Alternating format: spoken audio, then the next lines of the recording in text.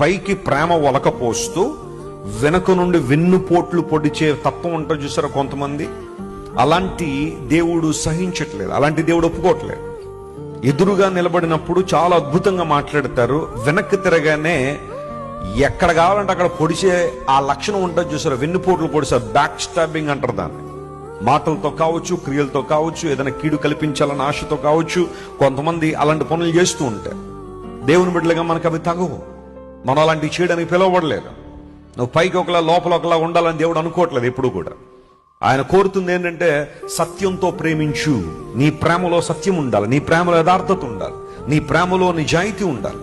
దేవుని ప్రేమిస్తున్నావంటే ఆ ప్రేమకు బద్దుడు వేయండు. లార్డ్ ఐ లవ్ యూ అని పాటలు పాడడం మాత్రమే కాదు, ఆ ప్రేమను మనం ఏం చేయాలి చెప్పండి, రుజువు చేయాలి.